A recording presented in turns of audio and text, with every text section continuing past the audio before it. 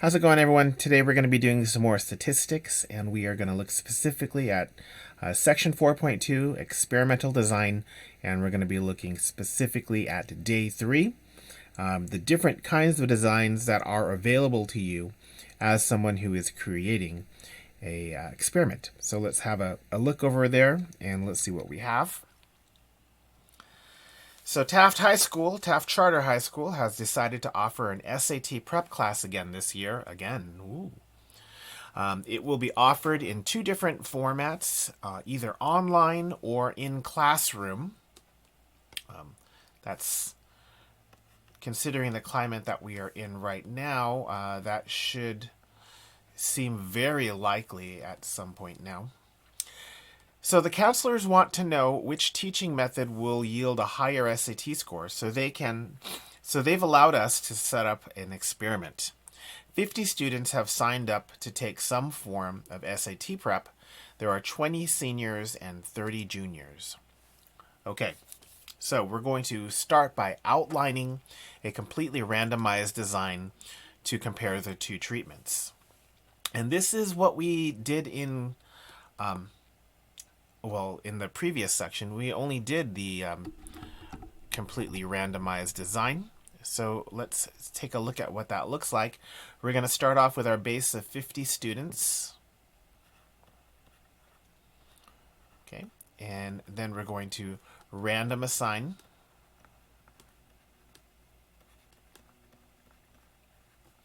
And we're going to random assign them into two groups. This is going to be group 1 with 25 students. And down over here, we're going to get group 2, also with 25 students. And group 1 is going to receive treatment 1, which is going to be online teacher or online class. And group 2 is going to receive treatment 2, which is going to be traditional classroom. And at the very end, we're going to compare the average SAT scores. SAT? Yeah. SAT scores for each group.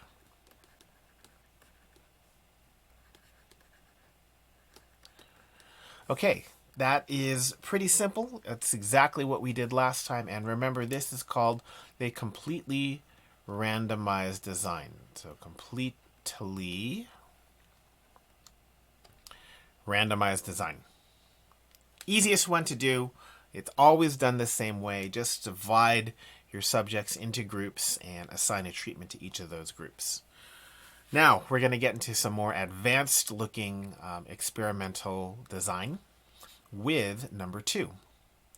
So now the counselors at Taft Charter High School, hypothesized that online versus classroom results could be greatly affected by the grade level of the student that were put into each treatment group. Okay, so they've identified that grade level is a confounding variable. So we need to do something about that confounding variable. They know that seniors generally score better on the SAT than juniors. So how can we adjust our experiment so that there's an even split of juniors and seniors in each class? So this is going to be called a randomized block design. This sampling method that we're going to use here is going to feel a lot like a stratified sample. But this is not a sampling technique. This is a design of the experimental design. So it is absolutely a mistake to call this a stratified design. This is not a stratified design. Stratified design doesn't exist. Block design exists. Stratified design, what is that? I don't know. So the first thing you want to do is, again, start off with those 50 students. That's not going to change. What's different, though, is we're going to take those 50 students and we're not going to randomize them. We're going to split them into two groups, or as many groups as we need. These are called blocks. So we can call this block 1, and this is going to be the seniors. And this is going to be block 2, the juniors. Okay. Now that we've split them up into 2 groups, each of the 2 groups, meaning blocks, of course, each of the blocks are going to undergo a completely randomized design. So you're going to see some symmetry here between the upper block and the lower block. Let's take a look at block 1. Block 1, we're going to do a completely randomized design from here on out. So we're going to random assignment. And we're going to create 2 groups. We can still call that group 1. But this time we have to have group 1 with only 10 students, 10 senior students, and group 2 is going to have 10 senior students as well. And then just like before, this is going to be online class. And this is going to be just regular classroom. And compare. That is a completely randomized design using only the seniors. For block 2, we're going to do pretty much the same thing, except now we're going to be doing this with juniors. So we start off with random assignment. And then you guessed it, we're going to randomly assign them into 2 groups. Only now we can't call it group 1 and 2. We're going to have to call it like group 3 and group 4. Okay, so there are 30 juniors. So to split that evenly, we should make this 15 juniors and 15 juniors over here. And then from here on out, it's going to be identical to what we did in block 1. Group 3 will get the online class.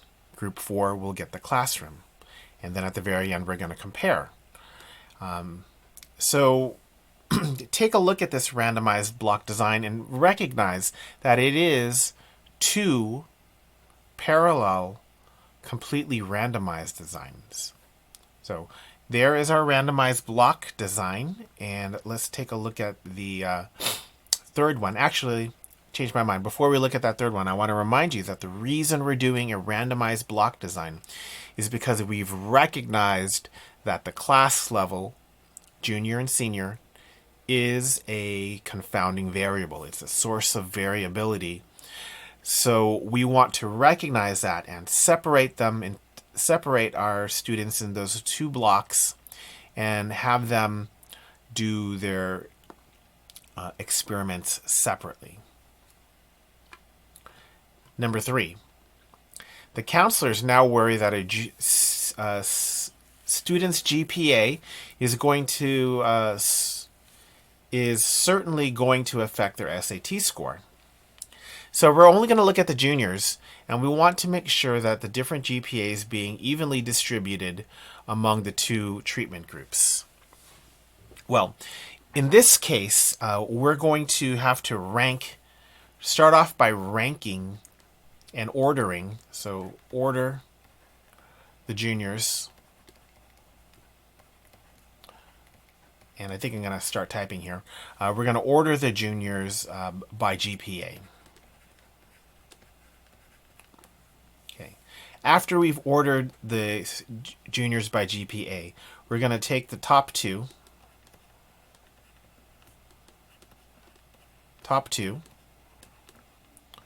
and we're going to flip a coin.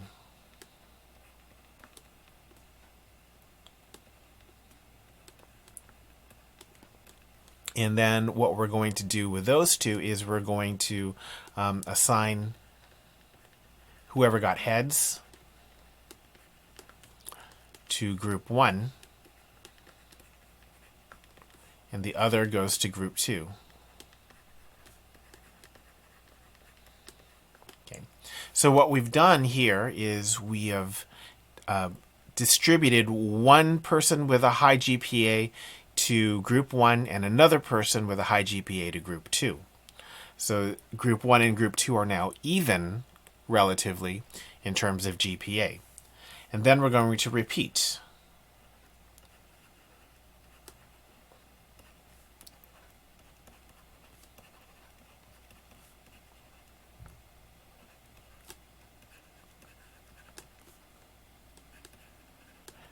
Repeat that with the next two GPA paired students. So after we do that, group 1 is going to have the highest, someone from the top two, and then someone from the next two. And then group 2 is going to have one person from the top two and one person from the next two. So group 1 and 2 are going to have similar members in terms of GPA. And we're going to repeat until all of our juniors have been placed in a group. After we've done that, we're going to assign group 1 to the online instruction. And then at the very end of this, after the class is over, after all the students have taken the SAT, we're going to compare their SAT scores. This kind of experiment where we match one person from group 1 with another person in group 2, no surprise, is called a matched pair design.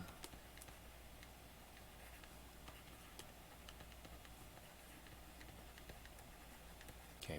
So in a matched pair design, we make sure that group 1 and group 2 are as similar as possible by ranking and distributing all of our experimental units. Now there's another matched pair design that you can use where students take part in both of the treatment groups, but I think we're going to have to hold that with us and do that some other time, because that is a whole different looking experiment. So we'll look at that later. Moving on to the big ideas box, let's see what we get. First of all, we're going to define a block as a group of experimental units that are known to be similar with respect to some confounding variable. In our example, that confounding variable happened to be the grade level. So now that we know what our block is, we can start talking about a randomized block design. So in our randomized block design, we're going to separate the subjects into those blocks and then randomly assign treatments within each block. So if we have 2 blocks, it's going to be like doing 2 completely randomized designs. And of course, if we have 4 blocks, then it's going to be like doing 4 completely randomized design experiments. In the matched pair design, the experimenter is going to use or compare 2 treatments, got to be 2 treatments for AP stats. 2 treatments, and you're going to use blocks with only 2 individuals in it. Basically what happens is the units are paired and randomly assigned to a treatment, with one member of the pair receiving treatment 1 and the other member of the pair receiving treatment 2. Now, another popular way of doing a matched pair design is to have each experimental unit undergo both treatments. So in that case, experiment group or treatment group number 1 is literally the same as treatment group number 2. What is randomized then is the order in which each experimental unit will do the treatments, because they can't do both treatments at the same time. So if you flip heads, and then you will do treatment 1 before you do treatment 2. And then if you get tails, you'll do treatment 2 before you do treatment 1. So the caution with that one is it's not possible for every experiment that for the experimental unit to do both treatments. Sometimes, I'm thinking back to our SAT class, sometimes just doing one of the treatments is going to affect the outcome in a way that the results are going to be confounding with the second treatment. So if the two treatments are going to confound each other, then you don't want to use that kind of match pair where each individual or each experimental unit does both treatments in a random order. So those are the three additional designs that we use. And remember, we also had the completely randomized design. So really there are four different experimental designs that we're going to have to use in this class. So let's take a look at let's check your understanding. And number 1, researchers would like to design an experiment to compare the effectiveness of 3 different advertisements for a new television series featuring the work of Jane Austen. There are 300 volunteers available for the experiment. Okay, so first one, completely randomized design. So in a completely randomized design, we're just going to, no, let me back up. We're going to talk about what are the 4 things you have to do whenever you describe a design. Now remember, this says describe, it doesn't say to diagram. So you have to use your words in this case. If we're going to do this right, we need to touch on these 4 things. First of all, we need to describe the experimental units. Second, we need to randomize our experimental units into groups. Third, we need to describe the treatment for each group. And then fourth, we need to describe what we're going to compare. So that first part is easy. What are the experimental units? The subjects are going to be the 300 volunteers. Of course, we use subjects because we are talking about humans here. So whenever we use humans, we wanted to call our experimental units subjects. Secondly, we need to randomize them into groups. From our notebook, I've gone and I've copy and pasted the next description for randomization. So we're going to use a calculator. Let's just use it with a calculator and get rid of this. To assign each experimental unit, so we need to change that to subject. Or maybe we should change that to volunteer. A random number between 1 and 300. So maybe that first person gets 7, and then the second person gets 292, and the third person gets 250, the fourth person gets 98. So they randomly get a number between 1 and 300 with no repeats. So we need 2 groups, so we'll say numbers 1 through 150 are assigned to group 1, and there's only 2 groups, and 151 to 300 are assigned to group 2. Okay, and we don't need to continue because we only have 2 groups. Next, we need to have the treatment description. So here are the treatments. Okay, have to shrink the font a little bit to make sure we fit here, but group 1 will receive treatment 1, which is going to be, oh no, I'm sorry, I'm making a mistake. We need to have 3 different advertisements. So we'll have to go backwards here. 1 through 100 are assigned to group 1. 101 to 200 are going to be assigned to group 2,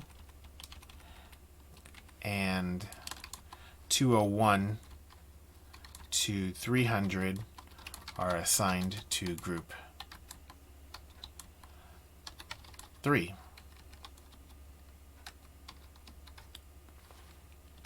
So if you were wondering if I was going to catch it, yeah, I caught it eventually.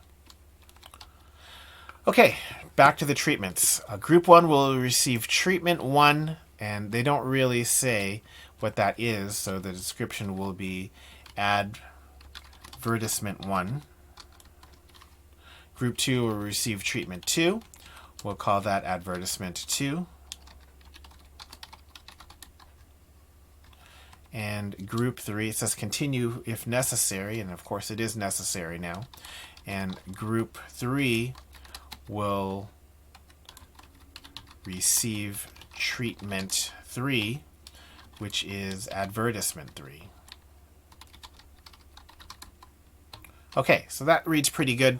At the very end here, we're going to compare. Okay, so what are we going to compare? Each participant will score on a scale from, well, what do you think, 1 to 10 or 1 to 100? I think a 10-point scale is going to be okay here.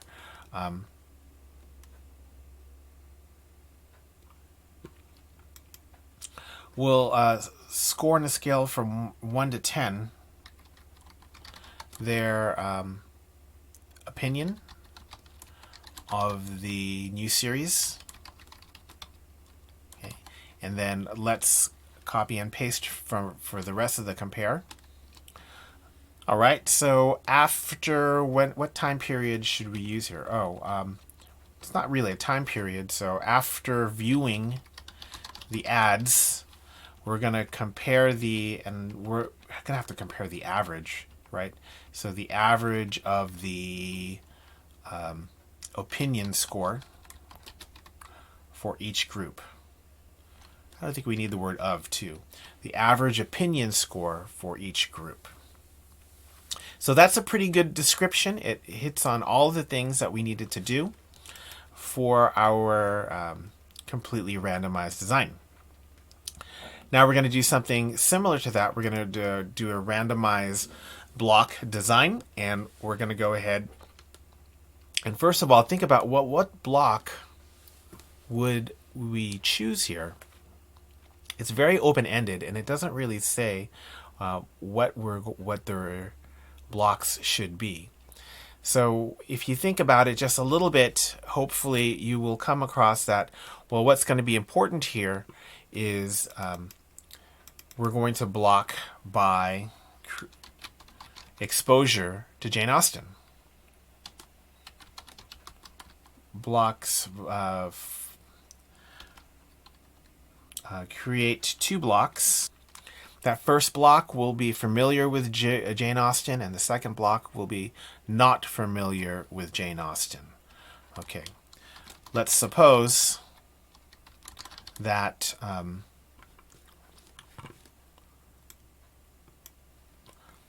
block 1 has, and I don't know, let's just say 100 volunteers. And block 2 has 200 volunteers. Okay. Now it's important for us not to create blocks that are of reasonable size, but I kind of feel like you shouldn't make this 150 and 150 in each block, just to kind of highlight that you, as the student here, understand that blocks don't have to be the same size. So I would recommend it against that. 100 to 200 works. If you wanted to get fancy, you could say 140 and 160. That's fine also. It doesn't really matter as long as you suppose on a number here, or you land on a number. So we need to start with the phrase for block 1, because we're going to do a completely randomized design for block 1, and we're really just going to copy and paste from what we did before. So for block 1, we're going to, let's take this first phrase here. We're going to use a calculator to assign each volunteer a random number between 1 and, well, we can't do 300 anymore. Block 1 only has 100, so 1 and 100 with no repeats. Next, we're going to talk about the treatments here.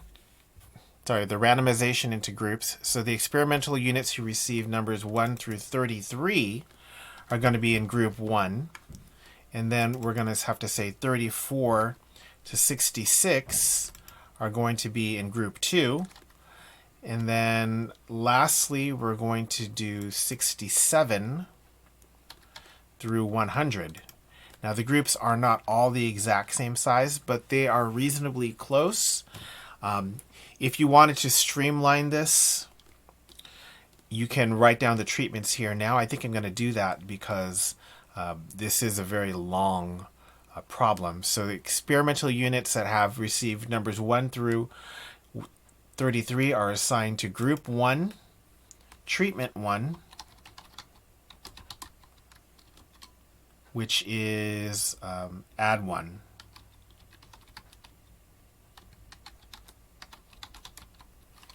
Okay. 34 through 66 are going to be assigned to group 2, treatment 2, and that treatment is advertisement 2. And then 67 to 100 are assigned to group 3, treatment 3, which is advertisement 3. Okay.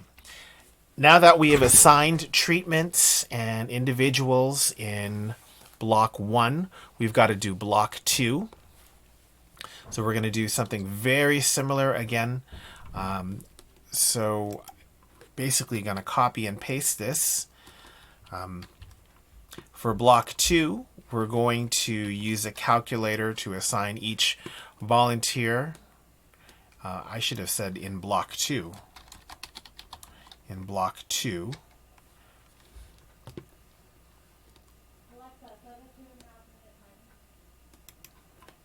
In block 1.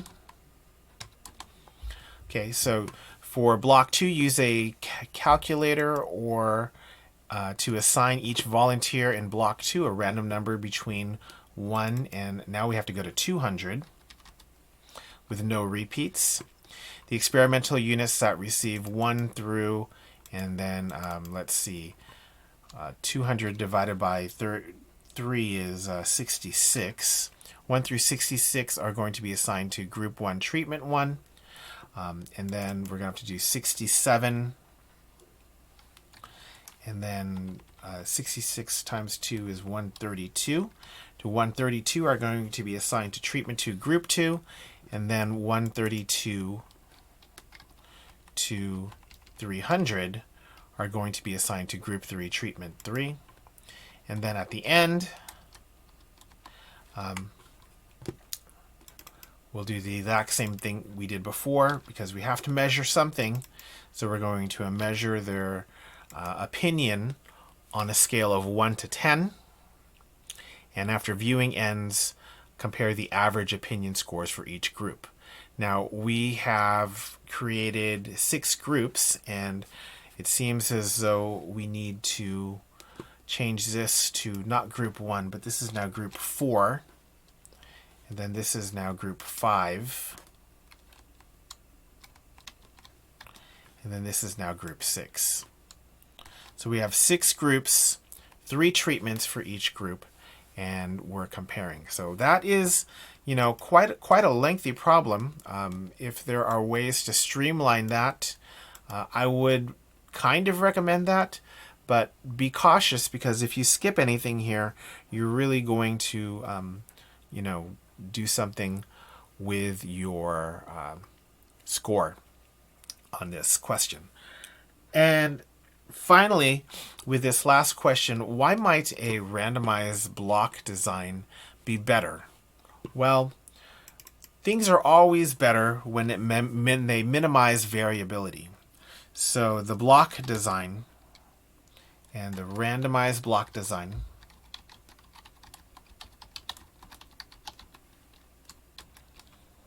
So the randomized block design minimizes, or make sure we say minimizes and not eliminates, the variability caused by those who have not familiarity with the works of Jane Austen. The ads may have a different effect based on this familiarity. Okay, and if there's variability, and we know the variability is due to the familiarity with Jane Austen, then we want to make sure that we address that. And the way that we're going to address that is with a randomized block design. And then finally, the one that drives us AP Stats teachers crazy, make sure you use the word minimize variability and not eliminate variability. Variability cannot be eliminated, so that will get you if you don't use the word minimize over the word eliminate. So that's it for our block design. Of course, you're going to need a lot of practice here, and make sure you get that practice. So that's it for us today, and we'll see you next time here on AP Stats.